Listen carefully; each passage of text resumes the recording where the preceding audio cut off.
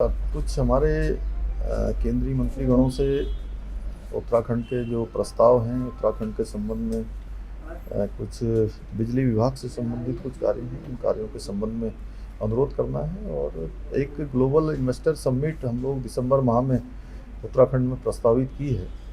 उसके संबंध में भी चूँकि कुछ उद्योग समूह के लोगों के साथ अन्य जो हमारे ऐसे संगठन जो लगातार उद्योग के क्षेत्र में निवेशकों को विभिन्न विभिन्न क्षेत्रों में जाने के लिए प्रेरित करते हैं, उन सभी के साथ बैठक है। और उत्तराखंड चूँकि आज निवेशकों के लिए एक आकर्षक निवेश का स्थान बन गया है, वहाँ की हमने जो पॉलिसी है, इंडस्ट्री की पॉलिसी है, एमएसएमई पॉलिसी है, टूरिज्म पॉलिसी है, इन सभी पर हमने बहुत सारा विचार करने के बाद जो उसका सबसे अच्छा रास्ता हो सकता है, सरल रास्ता हो सकता है, हाइड्रो की पॉलिसी है, सौर ऊर्जा की नीति है, उन सभी को हमने संशोधित भी किया है।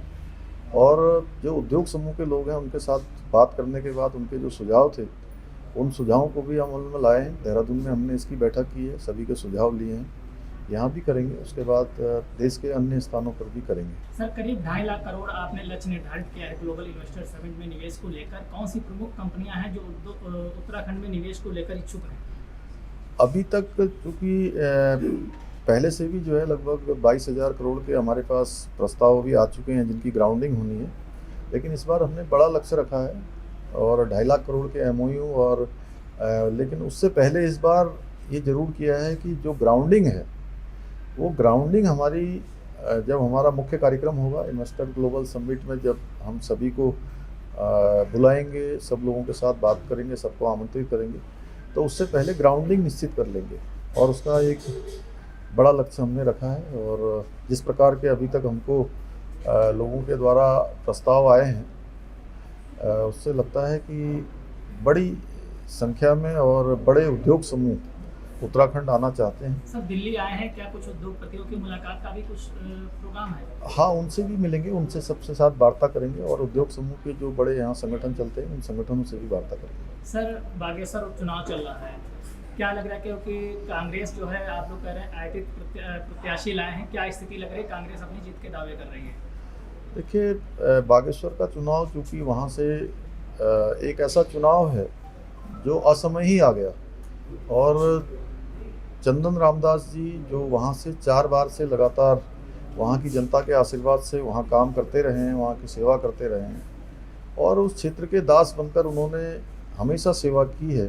उनका एक अपना व्यक्तित्व था, उन्होंने बहुत सारे कामों को वहाँ धरातल पर उतारा और बहुत सारे काम भविष्य के लिए प्रस्तावित किए थे। उन सभी को हम लोगों ने, जो भी काम उनके समय के प्रस्तावित थे, उन सभी कामों पर स्वीकृतियाँ भी प्रदान की हैं, कामों को आगे भी बढ़ाया है।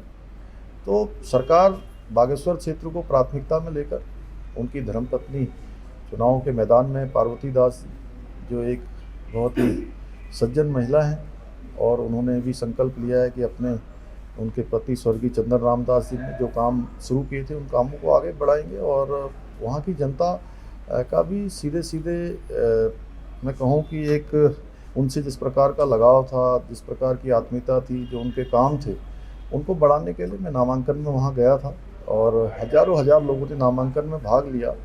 अनेकों लोग दूसरी पार्टियों से भारतीय जनता पार्टी में शामिल हो रहे हैं, इसलिए मुकाबले जैसी कोई चीज़ नहीं है, क्योंकि लोग विकास के लिए, बागेश्वर के विकास के लिए, उत्तराखंड के विकास के लिए भारतीय जनता पार्टी को वोट देंगे।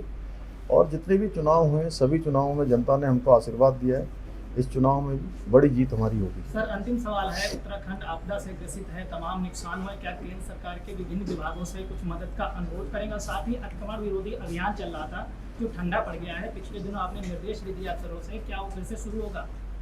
देखिए, इस वर्ष जो आपदा की स्थिति है वो बहुत ज़्यादा है और मानसून बहुत ज़्यादा सक्रिय रहा है, अतिवृष्टि हुई है, उसके कारण से जहाँ जन हानि भी हुई है, पशु हानि भी हुई है, ज़मीनों का नुकसान हुआ है, पुलों का नुकसान हुआ है, सड़कें पूरी की पूरी खराब हो गई हैं, मकान ध्वस्त हो गए हैं, अनेकों स्थानों पर फसलों का नुकसान हुआ है।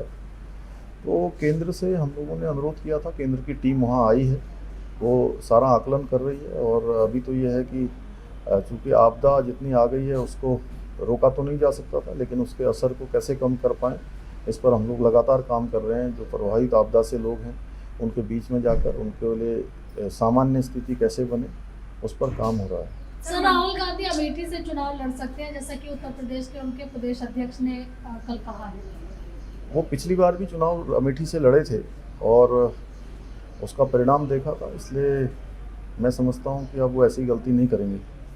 आज ही डाउनलोड करें देवभूमि इंसाइडर ऐप।